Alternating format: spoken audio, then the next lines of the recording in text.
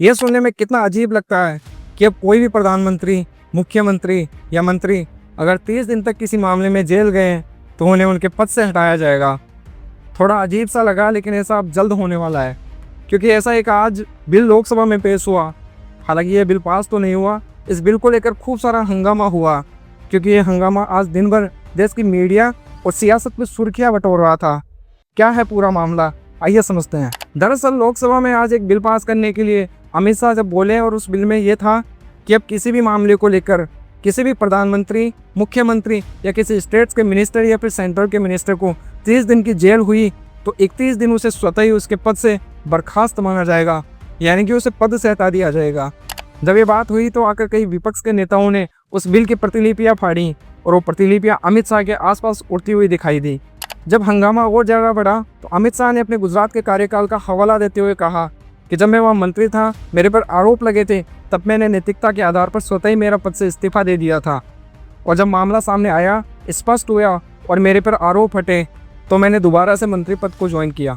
विपक्ष का ये कहना है कि अगर आप ऐसा करेंगे, ये बिल पास हुआ तो जहाँ कहीं भी देश में विपक्ष की सरकार है, तो कांग्रेस की है या फिर अन्य पार्टियों की, वहाँ पर कोई मुख्यमंत्री या मंत्री, तो उन पर विपक्ष के लोगों ने अगर मुकदमा करवा भी दिया और उसके बाद कोर्ट ने उन्हें 30 दिन की सज़ा सुना दी, तो 30 दिन से अधिक भी सज़ा हो सकती है, तो उनके लिए पद से हटना होगा।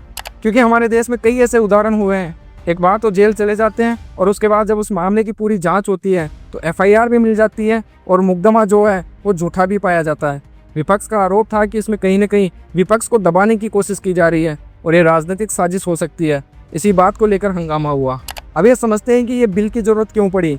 इसमें यह कहा गया है कि कई सारे ऐसे नेता और मंत्री होते हैं जो लोगों के लिए काम नहीं करते, कई सारे भ्रष्टाचार, कई सारे ऐसे गलत काम करते हैं जिससे कहीं ना कहीं जनहित को नुकसान होता है। तो ऐसे में अब ऐसे नेताओं पर, ऐसे लोगों पर लगाम रहेगी और एक डर भी रहेगा कि अगर हमने मंत्री, मुख्यमंत्री या प्रधानमंत्री रहते हुए कुछ गलत कर दिया तो हमें इस पद से हटाया भी जा सकता है।